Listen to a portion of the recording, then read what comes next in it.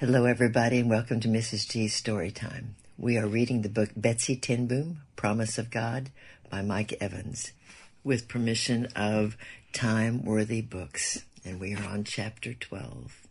Mama was right, of course. I still wrestled with my decision not to marry, and seeing Corey fawning over Carol brought my personal anguish to light in a painful way. I wanted nothing to do with him emotionally, but the notion that Corey was free to pursue a man's company and affection, and I was not, left me feeling very irritable. And as only an older sister could do, I channeled that frustration into a sense of superiority, as if anyone serious about life would have made the same choices I made. It was all very condescending, although I didn't see it at all that way at that time, nor did Corey. Looking back now from my current perspective, I can see that most of my life up until that moment, I was afraid of intimacy in almost all its forms, emotional, intellectual, as well as physical, and perhaps even spiritual. But back then, my understanding was clouded by one simple fact. More often than not, I was correct in my assessment of others. I might have gone overboard in trying to orchestrate the circumstances and events in the lives of family and friends, and I might have communicated my opinion in a less than temperate manner, but my perception of the truth about their circumstances were usually right. I was right about Hannah and her desire not to follow through with marriage arranged by her grandparents and ratified by her parents, and I was right about Carol's attitude. I was also right about many aspects of Papa's business, the condition of the ledger, and his on-again, off-again billing practices, just to name a few. But he was reluctant to admit it at first. Then one morning, not long after Mama talked to me on the rooftop about Corey and Carol, a large delivery truck arrived on our street and rumbled to a stop in front of the vacant building directly opposite of us.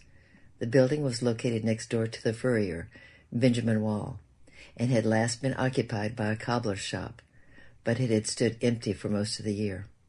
With the truck parked out front, the workmen spent most of the morning busily moving back and forth between the empty storefront and the truck as they unloaded boxes and furniture, then everything inside. As the morning passed, I kept an eye on them through our display window while I worked on my desk, but I wondered who might be moving in there. It was clear to me they were taking the furniture at least to the apartment upstairs on the second and third floors. The shop on the first floor wasn't large enough for everything they unloaded, which meant that whoever was moving in was planning to live there too. I tried not to say anything about it. Papa didn't like it when we paid too much attention to our neighbors. He thought of it as snooping. Noli and I thought of it as a heightened sense of concern about the interest of others, so I kept my thoughts to myself and did my best to contain my curiosity about what might be happening at the shop across the street. Shortly before lunchtime, the workmen finished emptying the truck. They slammed the doors shut, latched them, and drove away. At last, as the truck disappeared up the street, I could restrain myself no longer. "Who do you suppose moving into the old cobbler's shop?" I asked no one in particular. "I'm sure we'll find out soon enough," Papa said casually. Louis looked over at him. "How so?" "Benjamin Wall." Papa chuckled. "He'll find out all about what's going on, and he'll be over to tell us before long. Wall has never been good at keeping a secret." Sure enough, in the middle of the afternoon, Wall came to the shop, beaming with a sense of pride one often gets from knowing something others do not. "You saw the truck?" he asked, knowing full well we did. "Yes," Papa replied. "They spent most of the morning unloading it." "They're opening a shop over there." Wall was bursting to tell someone what he knew, and his words came in rapid fire. "Meyer and Gretel Can. Came here from Rotterdam." The smile on Wall's face became an irrepressible grin. "And you know the other part?" "Tell us," Papa said, though Wall needed no encouragement. "He's a watchmaker," Wall laughed. "Just like you. Can you imagine?" He slapped his leg. "A watchmaker moves his family here from Rotterdam to open a watchmaker shop, and he puts it right across the street from the best watchmaker in town." "Ah," Papa nodded in a mock approval. "A colleague. What brought him here to Haarlem?" "Don't know," Wall shrugged. "Family, I suppose. He has a cousin who lives a few blocks over." "Interesting," Papa nodded once more. The look on Wall's face turned sober. "I hear Can is good." "Where did you hear that?" Lenny, the cousin who lives a few blocks away, told me. And his neighbor's brother lives in Rotterdam, too, and knows Ken. Said he's a good watchmaker and a shrewd businessman. Wald's sober expression turned to a look of concern, as if this new shop might pose a threat to Papa's business. Papa seemed not to mind at all. Shrewd? He asked, just to keep the conversation going. That's what he said. Maybe that's why he left Rotterdam, Papa suggested as he leaned back in his chair. Wald looked puzzled. What do you mean? Sometimes shrewd translates into something worse. I'd never seen Papa play someone quite like this, and I enjoyed every word of it. Ah, Wald nodded. I see your point. I don't know, but I'll find out. That's what Papa wanted, more information. And I added, hoping to encourage Wald to say even more, putting your business near another of the same type isn't a bad idea. People are already coming to that neighborhood for your competitor's products anyway. Might as well let him do your advertising for you. Weld had a troubled look. I never thought of that. We'd heard a rumor earlier in the year that a new furrier was coming to town and might be locating on our street. With the shop empty next to Wald, I speculated that the new furrier might locate there, but Wald refused to consider the possibility, dismissing it as a ridiculous suggestion from someone who knew nothing about business. I hadn't argued with him at the time, but endured his disdain in silence. Now with a new watch shop located opposite ours, his earlier argument evaporated, and I didn't appear so much like a young girl in a man's world. Wald and Papa talked a few minutes more, and then Wald wandered back across the street. As I watched him through the window, Papa came from his desk and stood there gazing across at the newly occupied shop. With a glance over his shoulder in my direction, he asked, You think they really did that? Did what? Open their shop across the street from ours to take away our customers? Yes, I replied, I think they did. Papa stared out the window a moment longer and then returned to his chair behind the desk, picked up his loupe, and fitted it across his eye. I suppose we'll find out soon enough. At first, nothing much happened with Kane's new shop. He opened for business about a week after moving in. I noticed a few people stopping to gaze through his display window, but no one seemed to rush in to shop there. Our business, meanwhile, remained unchanged. We sold a few watches each week, but received most of our income from repairs and cleanings. 2 weeks later, though, that all changed when traffic into Kane's shop increased noticeably. Neither Papa nor Louis had said anything about it, but I couldn't keep quiet. What do you suppose he's doing in that attracts so many people to his shop? It's a watch shop, after all, not the meat market or the grocer.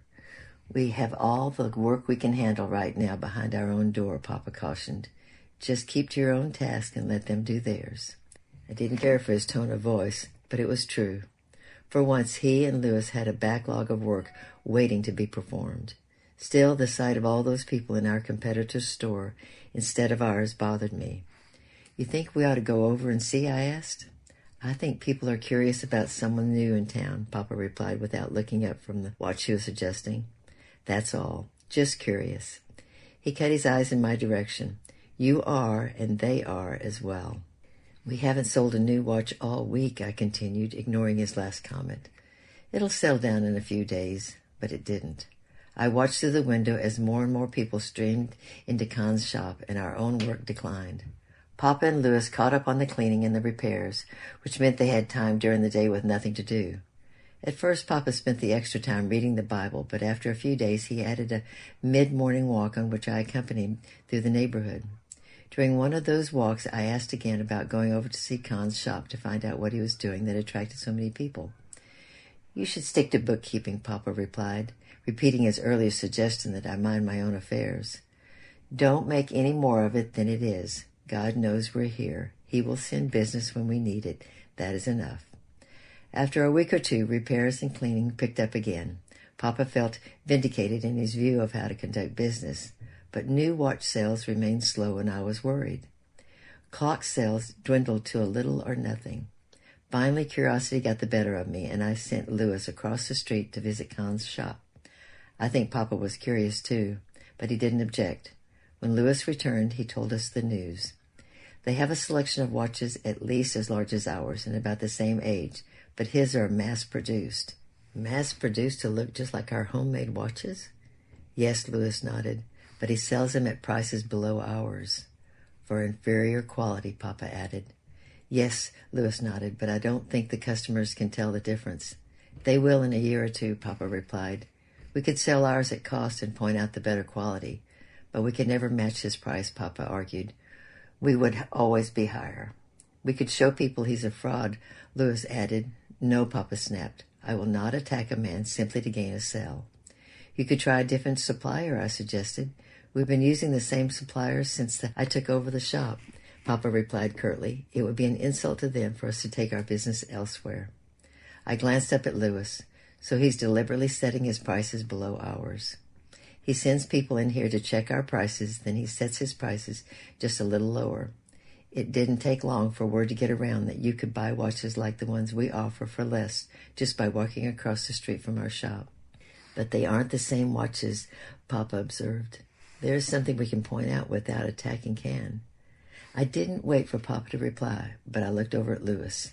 Any idea how many cleanings he gets? None, Louis said flatly. His answer astonished me. European watchmakers were traditionally just that, watchmakers. They made watches. In the days gone by, they acquired the pieces, fitted them into cases, and assembled them from scratch. Many had their own designs for critical parts, and they all had a unique touch for adjusting the settings. That kind of craftsmanship produced an exquisite product, but it is also expensive. Sales of new watches were infrequent, and once purchased, owners were reticent to dispose of them, which meant watchmakers spent more of their time repairing and maintaining older watches than they did selling the new ones. Mass production of cheaper watches was changing that practice, but no watchmaker in Harlem sold only mass-produced pieces without also engaging in the repair side of the business. None? I asked. I heard someone ask about it, and he said he wasn't equipped for that right now. The next day, Herman Slurring, one of Papa's friends and loyal customers, was in the shop browsing through the display cases. Slurring inherited ownership of a thriving steel mill from his father and had money enough to shop without regard for price. As a result, he had an extensive collection of watches and clocks. When he visited our shop, he insisted on seeing only our best watches, which made waiting on him especially joyful. While I was assisting Slurring that day, Wald arrived to pick up a watch he had left for repair. Papa came from his desk to get it for him. I saw your apprentice go into Can's shop, Wald said, with a glance in Louis's direction. You were checking him out? We were curious, I replied, speaking out before Louis and Papa could answer. I sent him. Wald had a wild grin.